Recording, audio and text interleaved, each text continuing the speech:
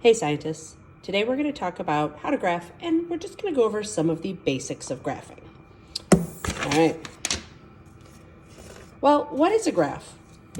Well, a graph is a visual representation of data, which basically means numbers.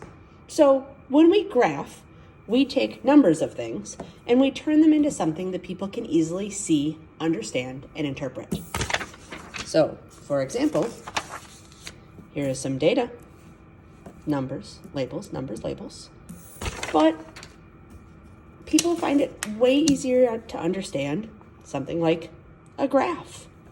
Day, height by day. It just helps us understand kind of what the point of looking at the data is.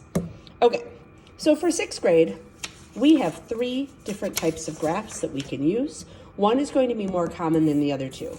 So the most common one we would use in 6th grade is a line graph. And a line graph is used for change over time. So if we're talking about the speed of something, like a toy, that would be change over time.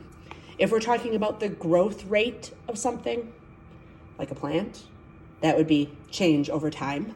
Basically, anything that's a rate is normally change over time. So we will mostly use line graphs for that one. Now, the second most common type of graph is a bar graph. You also could do a column graph, which kind of look this way, right? Or maybe those are flipped.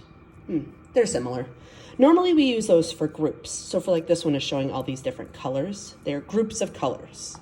We could use this one for change over time too if you want to. Most people will choose the line graph. But if we're looking for groups of things, how many students are wearing purple versus orange versus red versus green versus blue, right? We would use more of a bar graph for that one. And then the third most common thing we would do in 6th grade is either a pie chart. We often say pie chart, but it's also a graph. And for pie charts or graphs, we look at something that's parts of the whole. So if we know that we're surveying 100% of 6th graders, for the people that love science, right? They are part of the whole group compared to people that don't love science. Very, very small minority, very, very small. So this would be the pie chart. Now, for you to graph, there's kind of 3 different options. You can make these graphs on paper just like I did. You can make the graphs using an online tool, or you can make the graphs using Google Sheets. Doesn't really matter. They all have the same elements, but they all have slightly different techniques to them. And that is your basic tutorial on graphing. Good luck, scientists.